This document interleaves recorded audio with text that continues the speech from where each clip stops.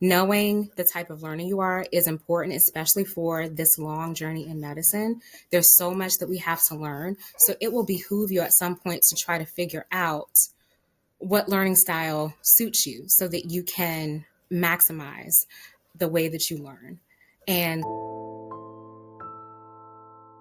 hi, it's Dr. Erkeda here with a fantastic guest, Dr. Stacy Cary-Thompson, and we have a little other special guest, our first time with a baby duo. yes, we if you do. could just give a quick introduction.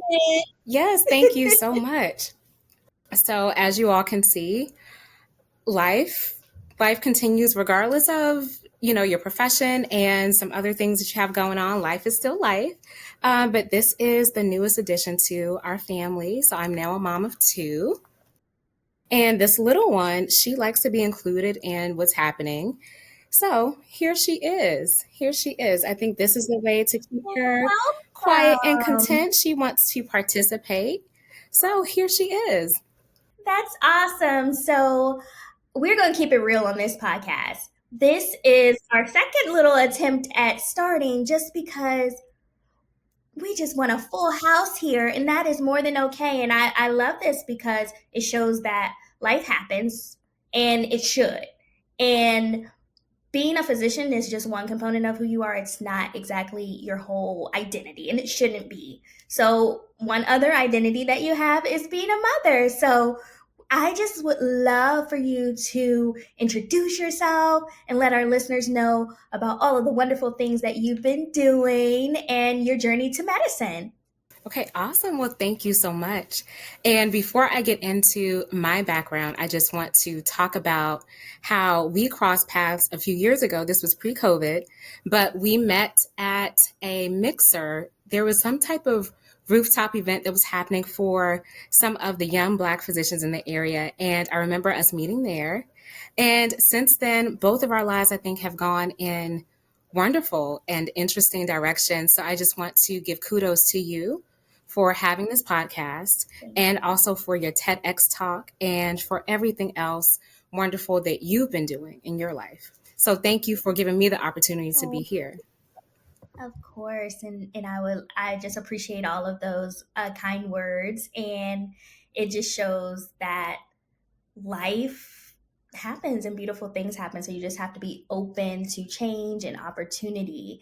And I know in your story, as with everyone's story, there are changes and opportunities, and sometimes it doesn't go in the direction you may have planned it to go. So I would love to hear about your journey to medicine.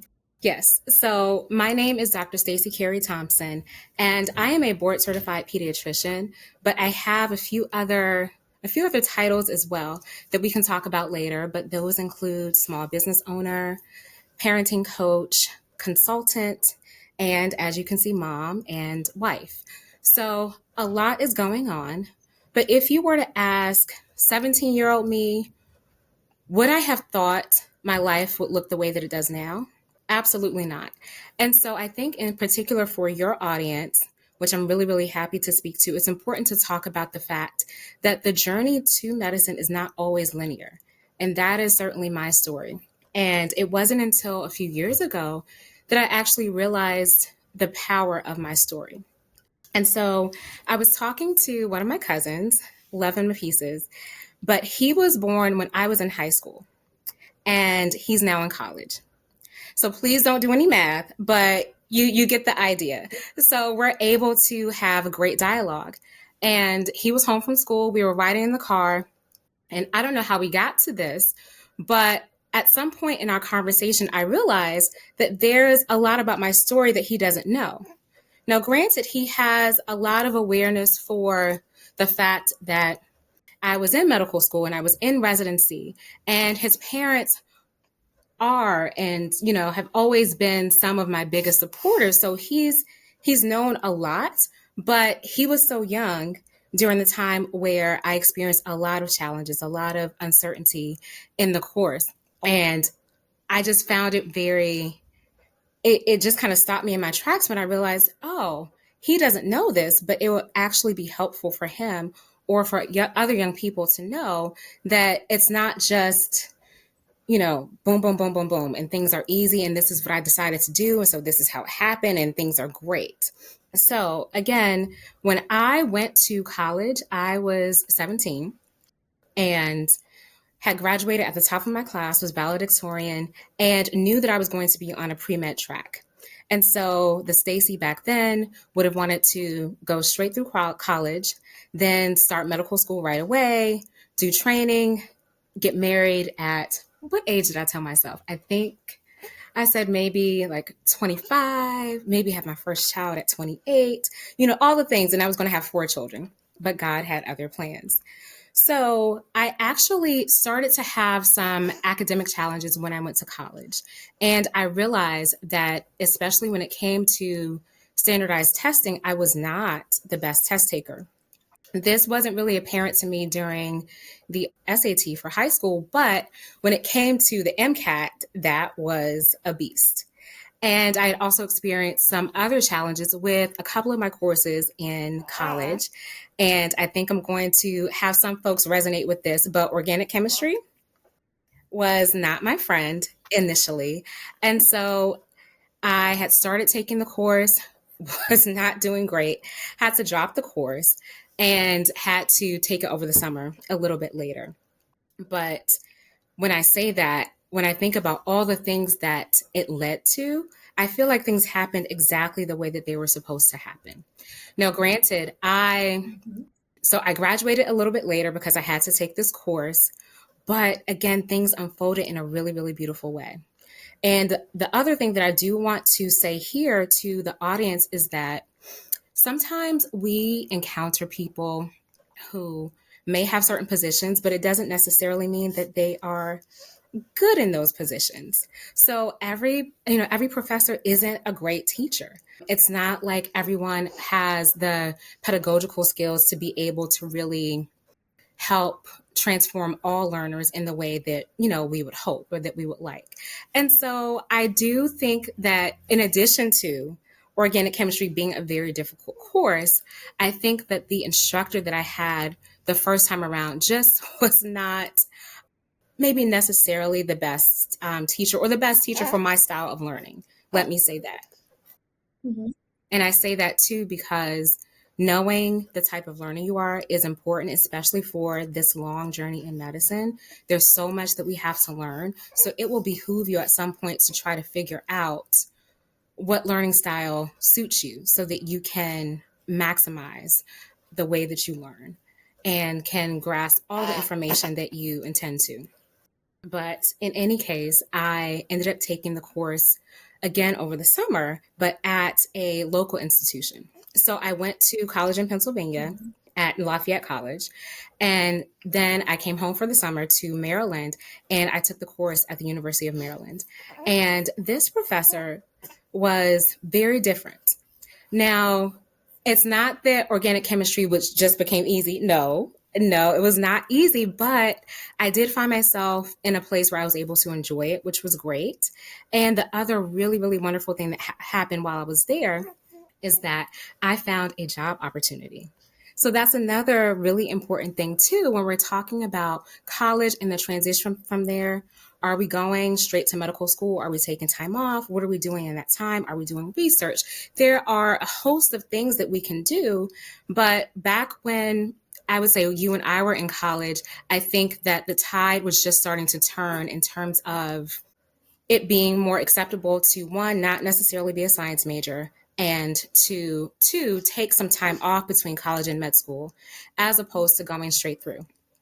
Now, again, when I was 17, that's what I wanted to do. I wanted to just go, do all the things that I was supposed to do and have a happy life. But that's not the way that it worked. And so I saw this, a flyer on, what is it called?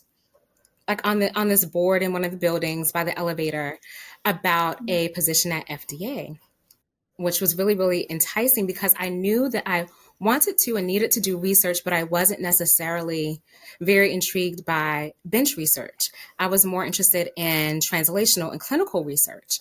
And so this opportunity was to work on neurodegenerative diseases, particularly Alzheimer's disease, which was amazing because dementia is one of the reasons why I decided to major in neuroscience.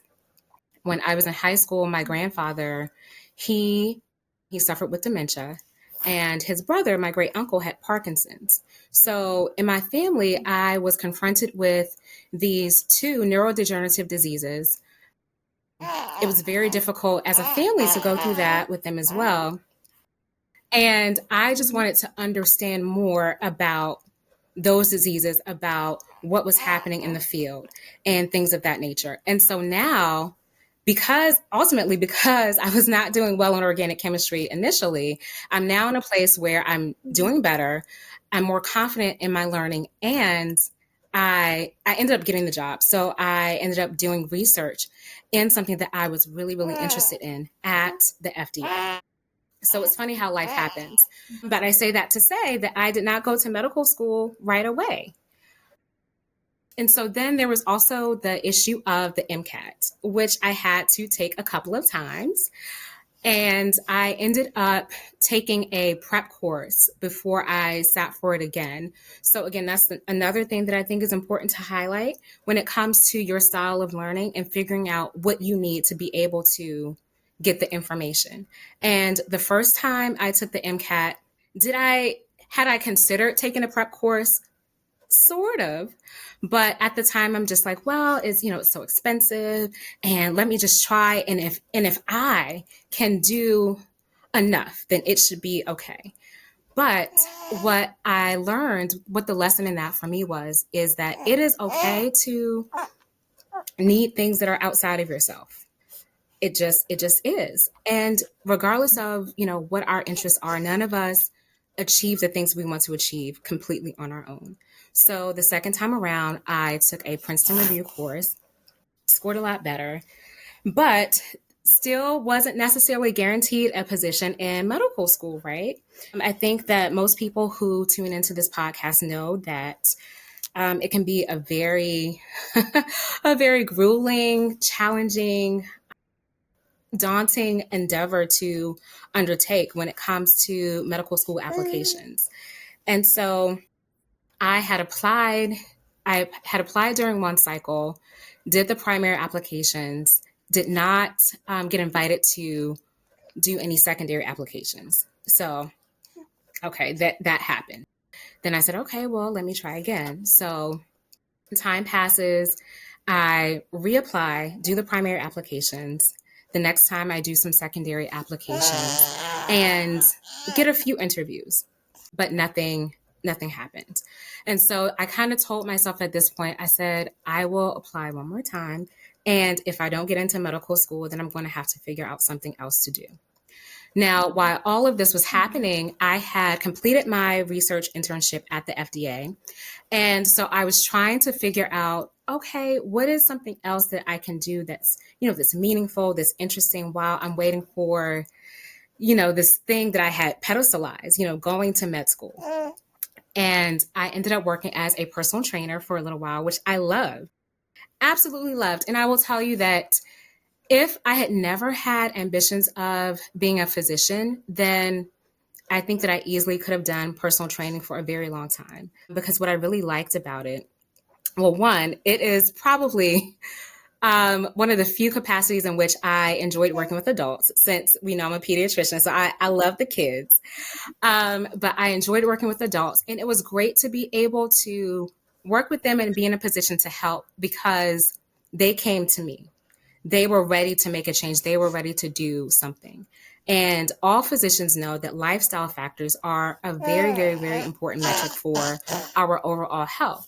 And so I was dealing with people, not those that, where we had to pull teeth to try to convince them to do some of these, things that we talk about with the dietary changes and the exercise. But I was dealing with people who had already decided for themselves that I'm ready to make these changes and I would like some help in doing so. And I was there to help. So that was wonderful, really, really interesting.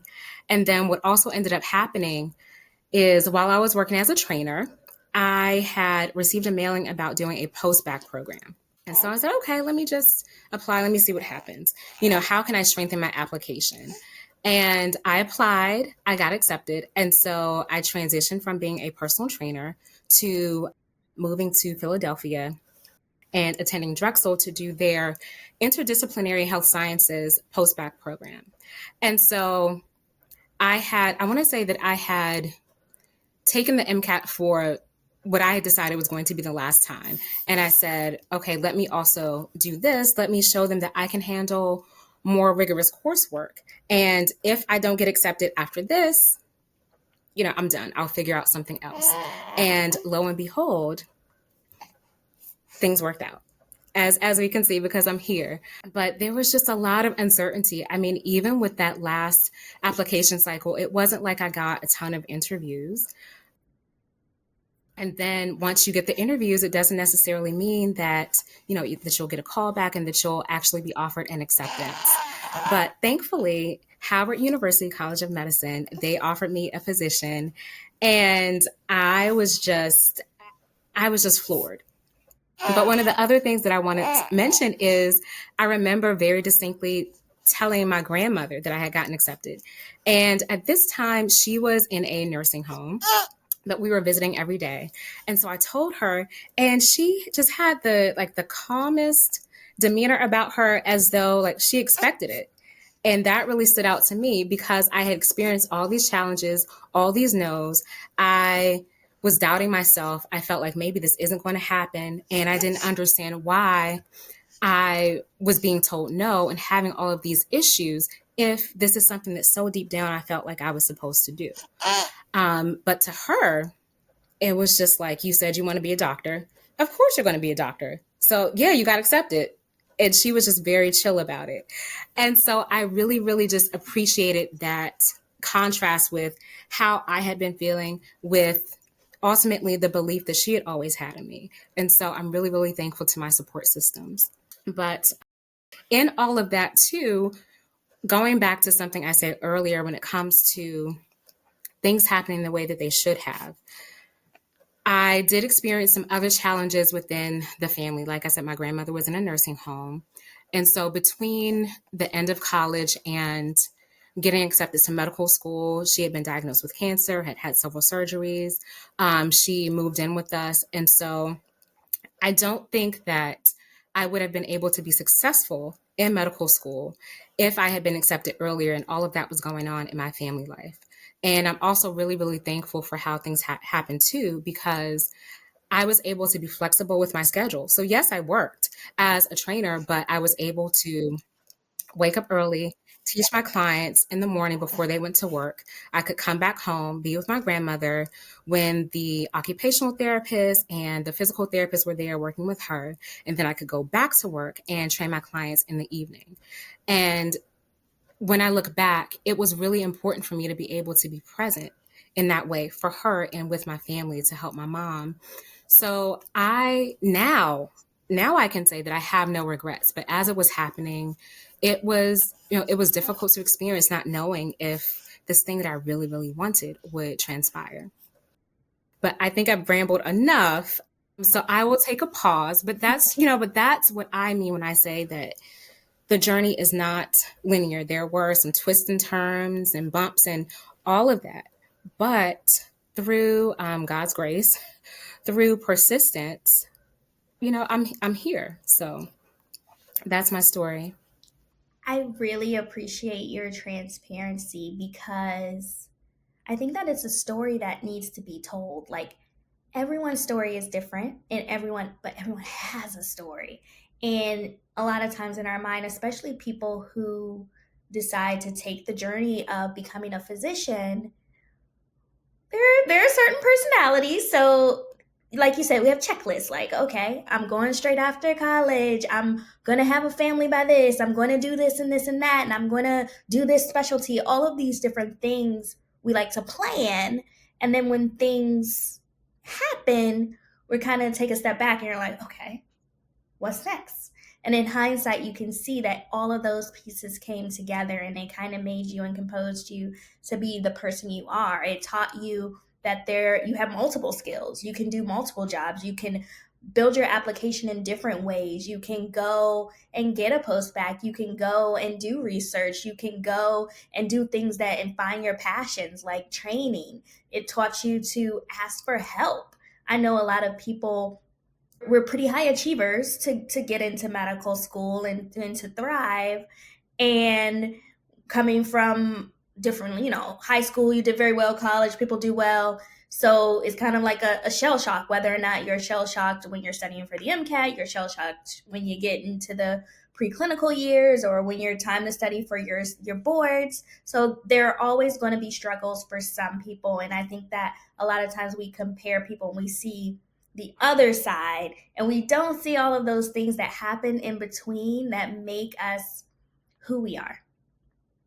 My question for you, with all of that, those experiences in life, and now you are on the other side, is what is something that you wish that you had known about the profession before starting? So if you were starting your first year of medical school tomorrow, what is something you wish you had known? Good question. I think that I would have wished that I wish that I had been aware of what was happening in the healthcare landscape while I had my head down studying and grinding. I think that's been the biggest awakening since completing my training. And med school is very hard. You have to be very dedicated and you make a lot of sacrifices. And that doesn't necessarily leave a lot of time for much else, personally or professionally. And so when it comes to the ways in which the healthcare system has changed, even between the way that things were when we were in college versus the way that they were by the time I got to medical school, that was different. Very, very different. Mm-hmm. And, so I say that to say that now I do have concerns because I don't know what healthcare system this next generation is inheriting. And I worry about that a lot. Of course, I worry about patient safety as well. I worry about the cost of healthcare and, access and truth and transparency in who our patients are being cared for. So I worry about all of those things. But when I was in the thick of it, when I was in medical school, I just really, I didn't start to get an awareness for that until residency. So I think I just wish that maybe a little bit sooner I had known, so that as I was going through some of my rotations, maybe I would have paid attention a little bit differently to what I was seeing and just the way that the rest of the healthcare team was interacting with each other, or some of the other changes that were happening that I just really didn't have the context to understand. I can completely identify with that. And I think that for a lot of people who do enter the field of medicine, a majority of them have had this dream, like you said, since you were a little child, and you have this goal that you're setting to attain. And even if people come from different ways into medicine, so you may have had another career first and all of these different things, and something changed that inspired you to do it, but there is a reason, and some type of typically altruistic reason, that you're like, okay, I'm going to do this. My goal is to help people. But there is so much more to medicine than helping people, unfortunately. So I know that we tell a lot of students when they're preparing for their interview to kind of know some hot topics in medicine and what's going on and things to talk about. But there's even more to that. Like you said, having the awareness of what is going on in the landscape is so important. And it's something that needs to be looked at even deeper. Like, healthcare is changing. It is evolving. We don't know where it's going. Our system is not going to last the way it is going right now. We spend the most money in every industrialized country, and we are actually losing since COVID. Our life expectancy has gone down. So that's not okay. And as the future of healthcare, which you listeners are, it's going to be on you to figure out things like, how are we going to integrate technology and things like AI and stuff and still keep patients safe and help with workflows? How are we going to advocate for ourselves? How are we going to work collaboratively with other healthcare professionals, yet not all lose the training and expertise and professional status that you have worked for in order to ensure the safety of patients, because there are a lot of things, like you said, in the short, we won't date ourselves, time that we have left college and graduated through medical school and residency, that have evolved. It's a completely different world. So there are, and then with the pandemic, a lot of people have kind of reflected, and we're going to lose a lot of physicians through retirement in the next few years, as well as people just trying to figure out what's right for them. So for instance, you're an entrepreneur. You are seeing patients and things like that, but you are also doing great things just in the field outside of the box, and you're figuring out how you can utilize your pediatrics training to impact healthcare in a different level. So I'd love to hear about some of those things that you're doing and how you are translating the skills that you have into other arenas. Yeah, so I will say a few things again about how I think that my convoluted journey sort of prepared me for where I am now, and I'm very thankful for that. So one of the things that you mentioned after sort of, reflecting on my story, is that one of the things I learned was how to ask for help. I think that is something that is going to carry you through for anyone for a lifetime. Because professionally, you have to know when you're faced with something that is within your scope of practice, something that you can handle, versus something that you should refer out or refer to an institution that deals with higher acuity patients, or whatever the case may be. So being able to discern when to ask for help is a very, very important, professionally, but also personally. As we talked about, life happens. So it's important to be able to ask for help in our personal lives as well. I think that, like I said, in residency, I started to develop some awareness of the shift that was happening in healthcare. And so after training, I opted to practice what's called locum tenens medicine, which basically means I chose to work as an independent contractor after residency. And I did that for a few reasons. So I had my first child in residency, and I knew that I wanted to be able to have more autonomy with my schedule than the traditional route, I think, allowed, even after residency.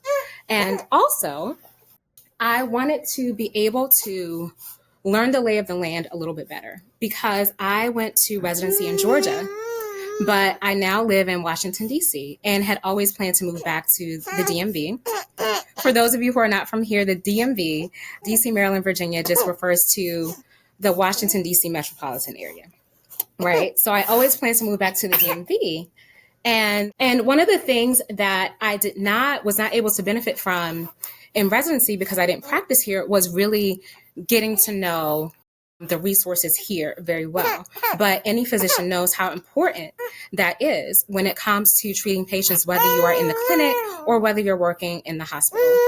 And so I said, okay, well, I think that locums will give me this flexibility that I desire, but also will allow me to experience different health systems as well. And I thought that was important. Now, the other thing that I want to point out too, when I made that decision, is I was also very deliberate and strategic about doing that too, because I felt not great about the position that I and other third-year residents were in at the end of residency. And that is basically you're supposed to figure out what to do next, whether that is fellowship or whether that is, getting your big girl or big boy job in the real world. And so, yes, you are granted time off to be able to do that and to go for interviews at different institutions. But I felt like I did not have the discernment to be able to determine what would be a good fit for me. Like, how would I know? Because I've only worked in the system where I was in residency. I've only been around here, but I don't know the other ways that things can be done. And what I also realized, again, being fully transparent for your audience, but you sort of learn the ways in which, people and programs try to, of course, put their best foot forward when they have visitors, right? So when you are at the point of medical school, when you are applying to residencies and you're visiting these programs, just like you prepare and you buy your suit and you review your personal statement and you study the institution so that you are aware of all their offerings and what you like about it, the programs are preparing for you as well. And what I saw made me say, well, this is the type of thing that just happens, right? When people go for interview. And so I said to myself, well, how am I really going to know the types of information that I really, really want to know in a few hours, visiting a place one time, and then I'm supposed to sign a contract that binds me for a couple of years or so.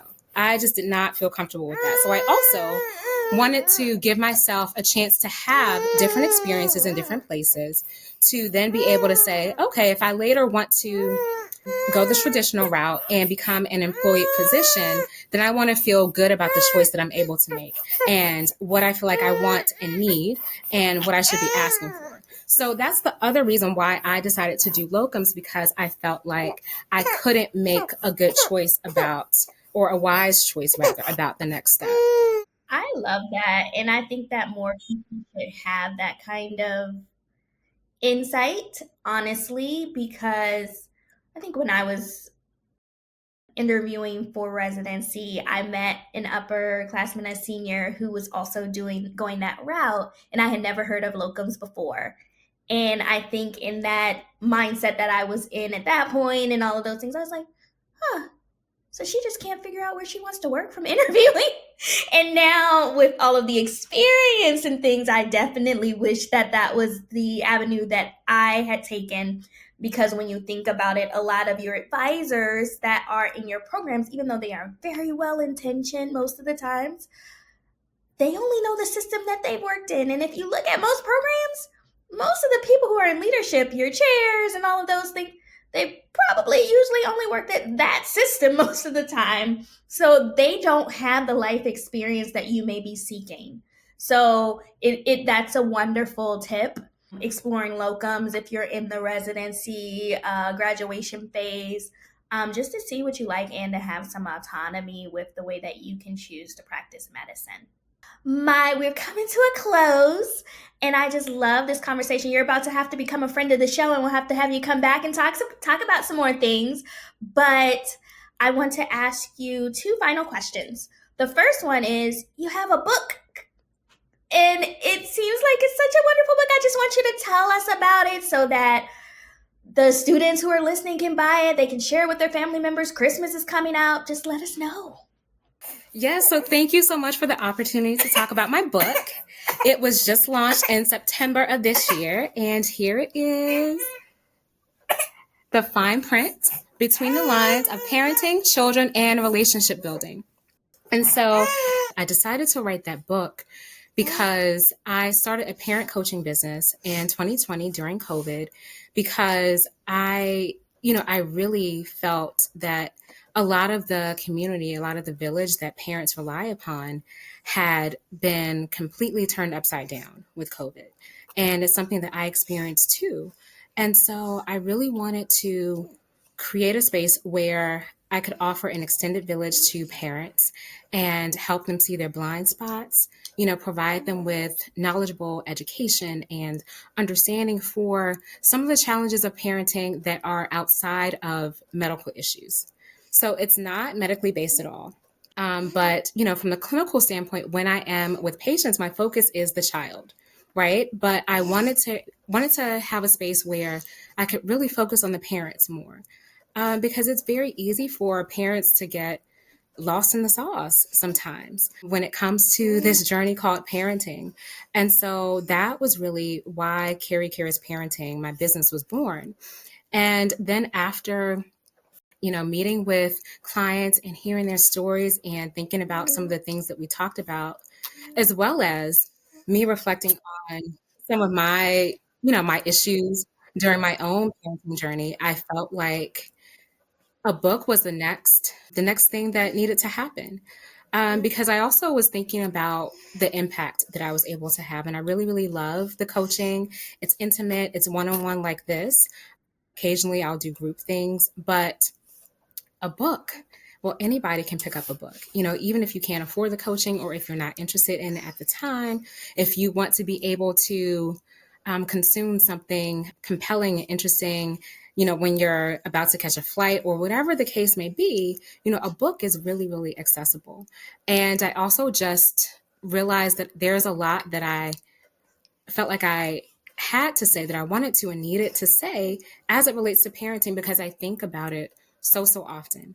And what I also know as a pediatrician is that as much as I love children and want them to be healthy, I'm only with them for a short period of time. Even for those patients and their families where there is some longevity in our relationship and, we see each other over time. But for the most part, my time with them is very short. So a lot of what impacts a child's life happens outside of my office. And I really wanted to be able to do my part when it came to addressing the things that I knew would impact their overall health. Being able to talk to parents about maybe intergenerational trauma. How can we address that? If you're desiring to parent a little bit different than, your parents or other people in your family, where do you start? How do you do that? How do you have those conversations? How do you try to get to the type of relationship that you want with your kids? And so that's what Cary Cares Parenting is about. And that's what the fine print is about. I love that. And we'll definitely try to put the book link in our show notes. And I just definitely appreciate you sharing all of your words of wisdom today with our audience. You've shared so many things that I think that a lot of listeners can relate to. I want to give you an opportunity to say goodbye to our audience and let us know where we can find you. Sure. So you can find me on all social media at Dr. Stacy MD.